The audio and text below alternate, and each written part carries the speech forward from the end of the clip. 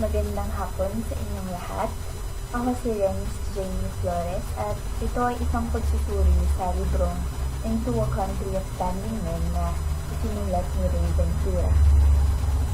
Ang librong Into a Country of Standing Men ay tungkol sa mga OFW o mga Overseas Filipino Workers at ang kanilang mga karanasan sa Japan.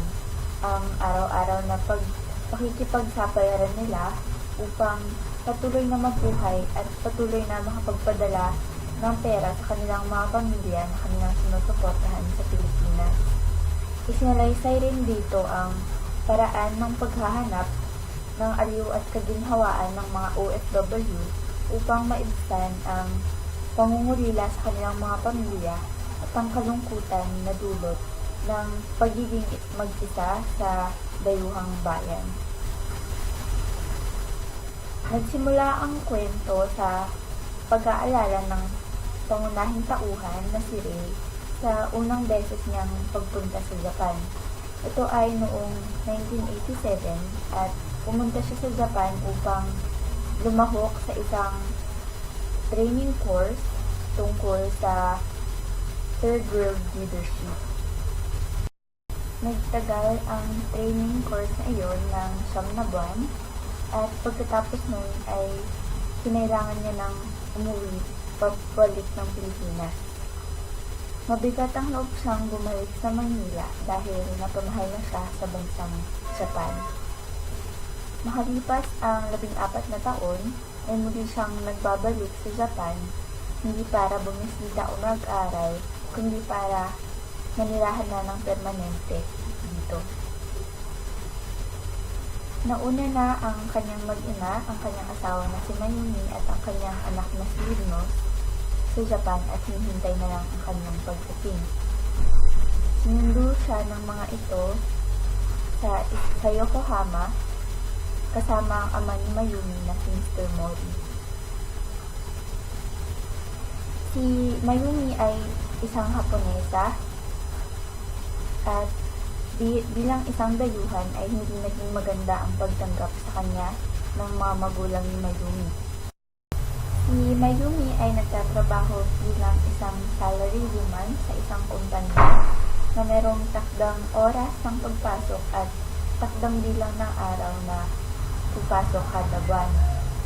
Kung ikukumpara, si Ray ay isang mamamahayag na walang katiyakan ang pagdating ng pera niya kung magagamit ba yung mga nagawa niyang report para sa isang kumpanya. Madalas siyang tila ba kinukutya ng mga magulang ni Mayumi dahil umano sa edad niya ay dapat kumikita na siya ng 5 milyong yen kada taon. Dahil dito, makalipas ang 3 buwan na pagtuloy sa bahay ng mga Mori ay napagdesisyonan nilang pamilya na bumukod at maghanap ng bagong apartment. Noong 1988 ay tumira si Ray sa Kotobuki at nagtrabaho doon bilang isang dachinko o isang manual laborer na nagtatrabaho sa mga construction sites. Ang Kotobuki ay inilarawan bilang isang forsaken land dahil naglipa na dito ang mga yakuza na namumuno sa mga illegal na gawain tulad ng mga pachinko o slottery machines, sa mga tayaan ng mga karera ng mga kabayo, at sa mga tachinomi o mga inuman, at sa mga distrito ng mga GRO o water trade girls. Ang Kotobuki para sa isang ordinaryong Hapon ay isang nakakatakot na lugar.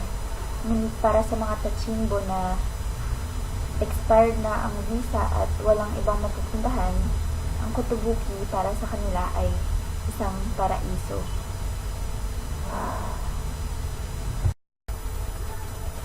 Isang araw ay Napagdesisyonan ni Ray na bumalik sa Kotobuki upang bisitahin ang kanyang mga dating kaibigan noong panahon na nagtatrabaho pa siya bilang Tachingo at upang kamustahin na rin sila at ang kalagayan nila makalipas ang ilang taon na hindi pagkikita.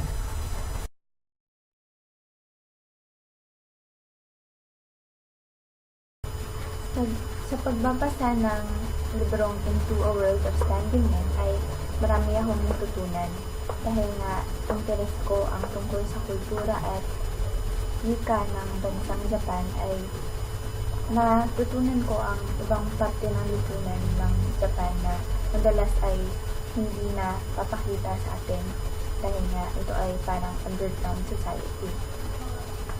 May mga bagay na hindi ako nag-a-agree sa na sinabi sa libro.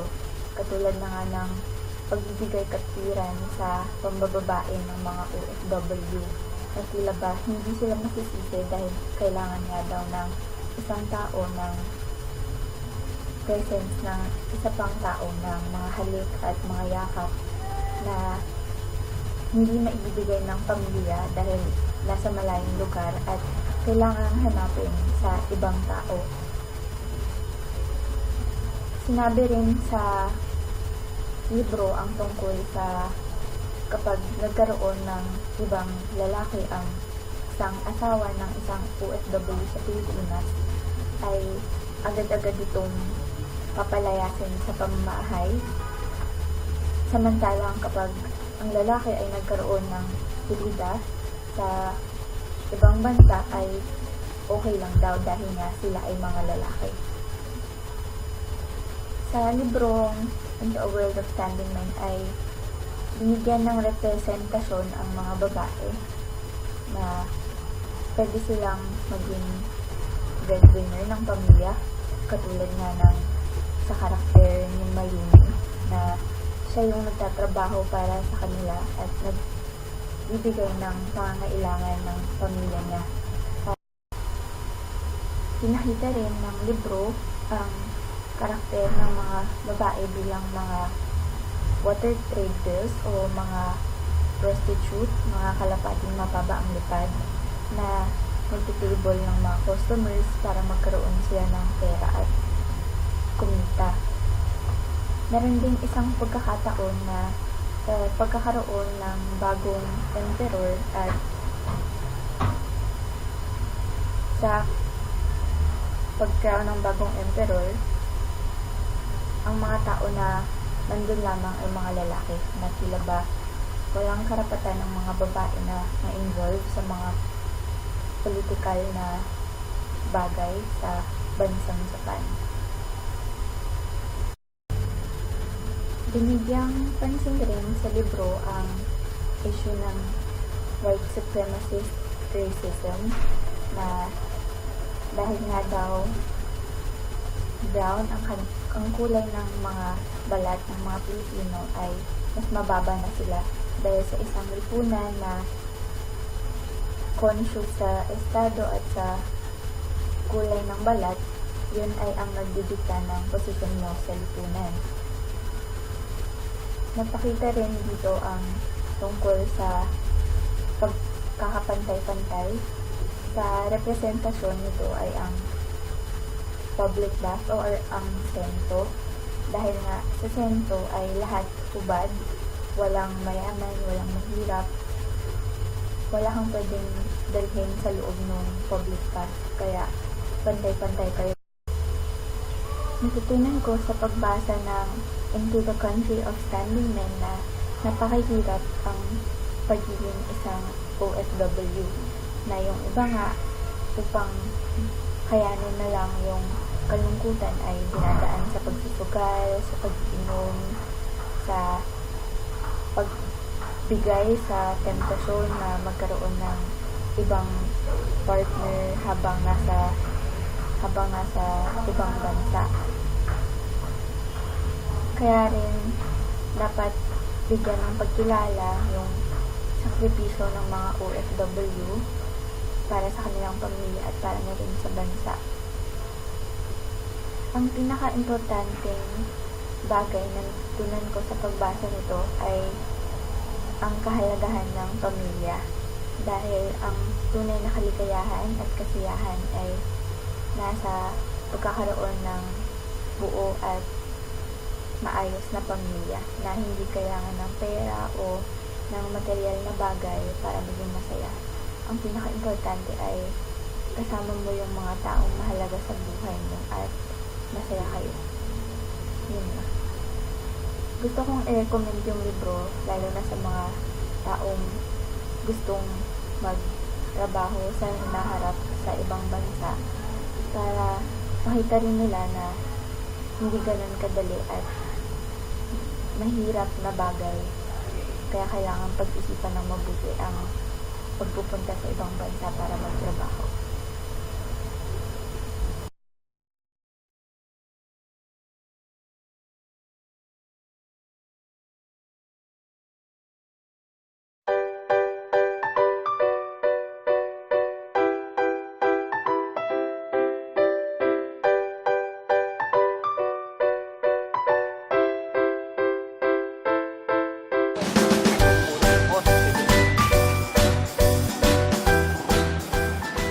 Magandang araw. Ako si Blessing Cruz mula sa klase ni Sir Eliserio ng Pantil 19.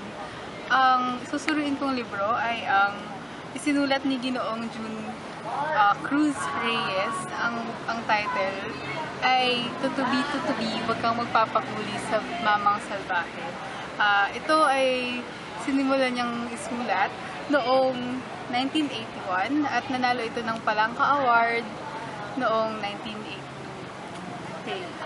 Nang una kong mabasa ang pamagat ng libro, akala ko isa itong pabula katulad ng ang langgam at ang tipaklong or ang kuneho at ang pagong na kung saan ito ay naka-classify sa children's story.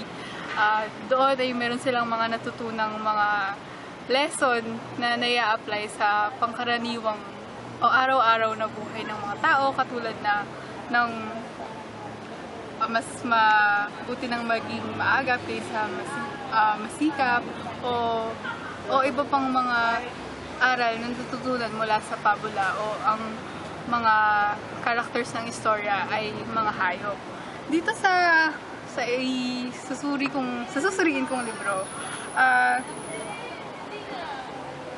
nabigla ako nang mabasa ko na ang layunin pala ng author ay para talakayin ang mga unang araw na ipinatupad ang batas militar sa ating bansa. Isinalaysay niya yung mga karanasan, specifically ng isang batang lalaki na siyang bida. Na bida sa nobela na ang pangalan ay Jojo. So, kasama niya ang kanyang mga kabarkada na nag-explore sa buhay na under sa martial law ni dating President Ferdinand Marcos. Yun. So, sa halip na maging seryoso ang tema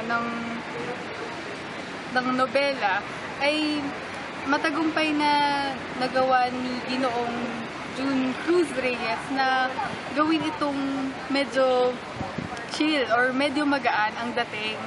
Dahil sa mga salitang ginamit niya, may iba't ibang klase nito. May formal na Tagalog, may Ingles dahil nga estudyante ng isang magandang paaralan ang bida natin at ang kanyang mga kabarkada.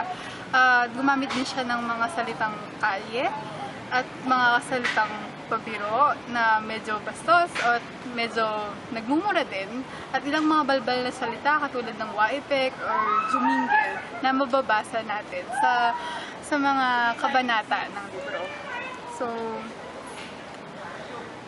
nakatulong yung mga iba't ibang klase ng pananalita upang maging magaan imbes na mabigat ang tema ng libro na nasabi ko na yata. Anyway, ang nobela ay tungkol sa aktivistang estudyante na si Jojo. Actually, noong una ay napagkamalan lamang siya. At Ah, at siya ay naging mapag-isip at mapanuri sa kanyang paligid. Ukol sa mga pagbabago na naganap dahil nga isa siyang batang martial law na nagawa niya pang maikumpara ang buhay niya nung hindi pa naipapatupad ang batas militar sa nung naipatupad na ito. So, ang bidang si Jojo ay nagkaroon ng maraming katanungan tungkol sa kanyang sarili, sa lipunan ng kanyang ginagalawan at sa mundo na pinamumunuan ng mga makapangyarihang burgis at kung paano nila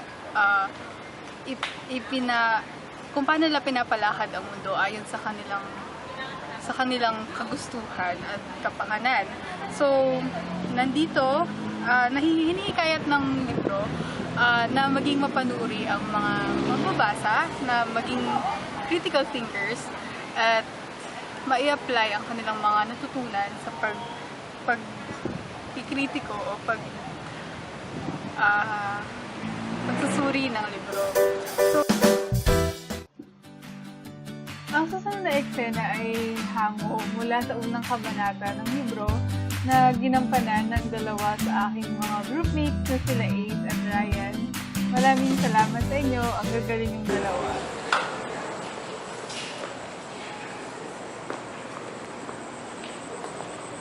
Uy! Ang ginagawa mo dito? Check ko lang po anong oras magbubukas yung school Bakit? ko. Ano kailangan mo? Kailangan ko pong pumasok bukas eh. Ano? Ang pangalan mo? Jojo? Jojo ba to? Opo. Ba't ka nakaganyan? Ganyan suot mo. Bawal yan ah. Ba't ganyan suot mo? Wala po akong uniforme. Po. Itong mga papeles mo. Notes ko lang po yan. Aktivista ka ba? Ito, mamin ka. Hindi po. Aktivista ka ba? Ha? Hindi po. Ano? Hindi po. Paliwanag ka na lang kay ano? Kay Sir Gargonet. Dito.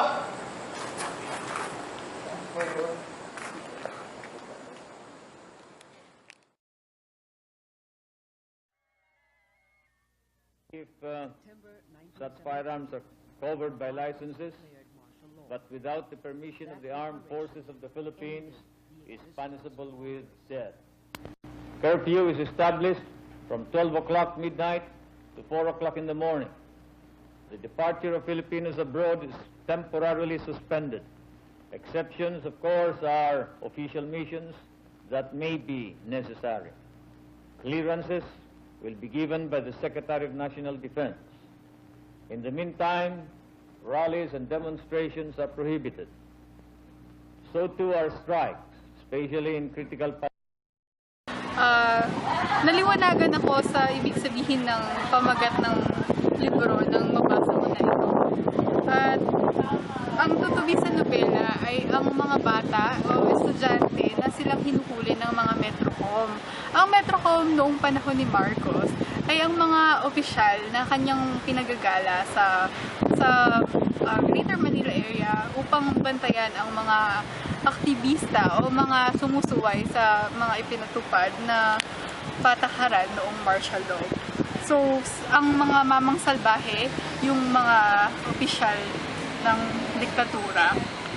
So, binubuo ng 15 na kabanata ang libro kung saan pinapakita ang ilang kaugilayang Pilipino na nagtagumpay naman ng author na ipakita sa mga magbabasa. So, ang nobela ay hindi lamang umiikot sa istorya ng pang-aabuso ng mga nasa kapangyarihan, kung hindi may bahid din ito ng kwento ng pag-ibig, pagkakaibigan, pagkasawi at muling pagkakaroon ng pag-asa. Kaya naman, nirekomenda kong basahin ng mga estudyante sa kolehiyo ang libro upang ma-exercise nila ang kanilang mga natutunan sa mga subject na related sa babasahin.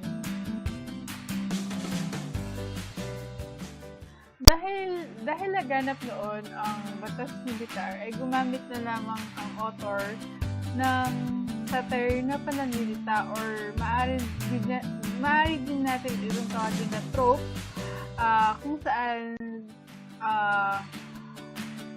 ginagamit ang pagpapatawa, ang panglalait, ang pagmamalabis sa pagsulat ng mga nais sabihin, ngunit hindi pwedeng direktang ipahayag sa isinusulat ng author. Dahil dito, nagkakaroon ng mas malalim na kahulugan ang ilan sa mga kaganapan at mga simbolo na ginamit sa nobela.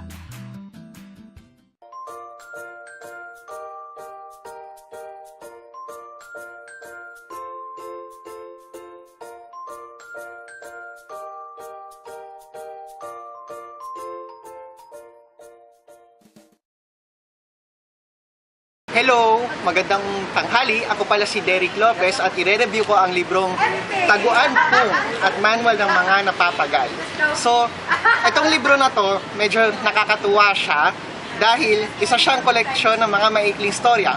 Pag sinabing maikling storya, 1 page to 2 pages. Ganon siya, kaganda. Saka, mga storya siyang pambata, no? So, parang lumalabas yung pagiging bata mo. Tapos, medyo tinatry niya rin magpatawa at minsan nga naman nakakatawa. Personal experience ko, no?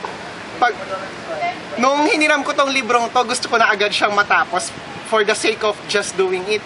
Pero kasi mga 7 o'clock na ako nakaalis ng UP, traffic sa EDSA, hindi ko na malayan na pagdating ko ng bahay ng 11 o'clock, 3/4 na pala yung natatapos ko sa libro sa sobrang amusing niya. So, sa susunod na kabanata, i-discuss ko kung ano yung mga laman ng libro.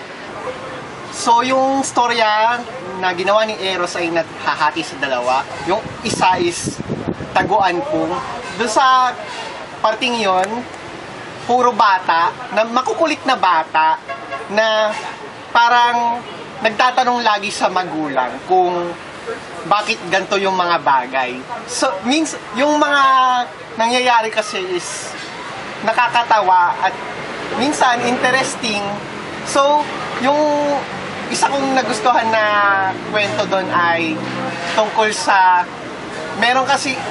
may isang kwento doon tungkol sa parang nadjejebs na yung anak, tapos yung bahay ng ate nila kung saan sila nandoon ay barado.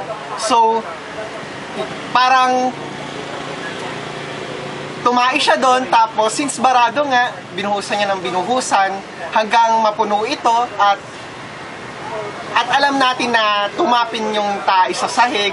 Tapos nung tinry niyang pulutin yung tae niya sa sahig, ito ay nabali sa dalawa at kailangan niyang ilagay ulit sa toilet. So, parang kailangan niya linisin yung sahig. Tapos, ayun, medyo, syempre, kapag tayo naman, naglinis ng tayo sa sahig, parang, oh my God, shit! It's so yucky. So, parang, ang gagawin natin after nun ay maglinis ng ating kamay ng sobra-sobra, parang hindi nabahisa ng tae. Tapos, tinanong siya ng nanay niya pagkatapos, since parang OC siya sa kalinisan, kung, anak, binuhusan mo ba ng maayos ang CR? Malinis pa ba yung CR? Tapos, walang nagawa yung bata kundi tumango ng oo. Tapos, meron ding mga kwento doon na medyo parang yung tatay laging wala, nagtatrabaho, tapos parang yung anak ay nag-brown out, tapos parang, ma, asa na si daddy? Pero since nga nagtatrabaho, parang yung favorite niyang naging tao sa buhay niya ay yung ninong, dahil lagi daw siyang nitong nireregaluhan ng Pasko. So para doon kasi sa Taguan Pung, yung analysis ni Eros Italia ay parang sa pamilya. para kasing kine-question niya kung bakit ganun kabaho yung sistema ng Pilipinas. Example, pagdating sa oras, bakit ba laging late ang mga Pilipino? Para kasing yung isang kwento doon, tinuro niya na ma-advanced po yung relo natin at malilate na tayo sa program. Tapos sasabihin ng nanay, advance pa yan, in-advance ko na yan, tapos in-advance ko para mapadali yung kilos ko, pero late naman magsisimula yung program, so okay lang yan. So, yung parang yung nakikita ng bata, bakit ganun yung sistema? Bakit parang may mali sa lipunan? So, tapos yung isang kwento ay tungkol sa lola, tapos parang naging keng-keng lang yung nag-post siya ng tungkol sa Itbulaga, na ginagaya niya sina Joey doon, tapos since hindi nagustuhan ng matanda, ang sabi ng matanda, bakit ganyan ka? At pinagsasampal-sampal niya yung bata, pinagbubugbog. Para rin kasing nangyayari siya sa current family affairs natin ngayon, na pag ayaw ng matanda, sinasabihan ka ng bastos, walang galang, walang modo. So, parang kine-question niya dito kung anong nangyayari sa ating pamilya. Dahil nga, ang pamilya, siya ang unit ng ating lipunan. So, parang yung since ang napapasa sa mga kabataan ay questionable, ang nangyayari is nagiging problematic yung pundasyon ng mga bata at napapasa ito sa ibang tao at sa susunod na henerasyon.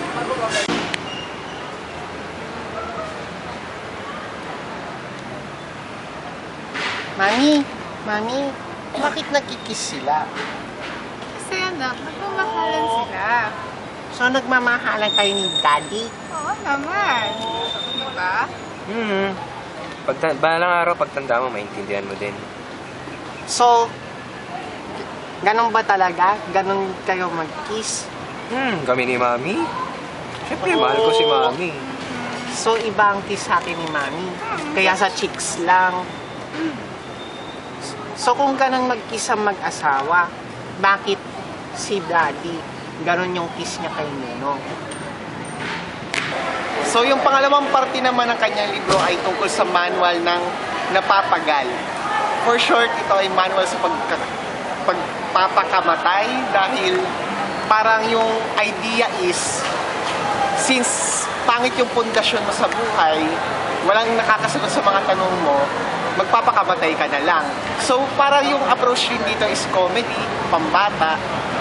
Pero, may parang yung mga pinag-usapan dito is, paano ka ba magpapakamatay? Una, solo. Pangalawa, may kasama. Tapos, para saan ka magpapakamatay? Para maging famous? Para sa relihiyon? Para sa bayan? At mga paraan kung paano ka magpapakamatay. Yung isa sa mga nagustuhan kong kwento dito ay yung pupunta ka sa bus, tapos hostagein mo yung mga estudyanteng nakasakay doon, tapos sasabihin mo sa TV, ilabas nyo lahat ng pari. Kailangan ko ng pari para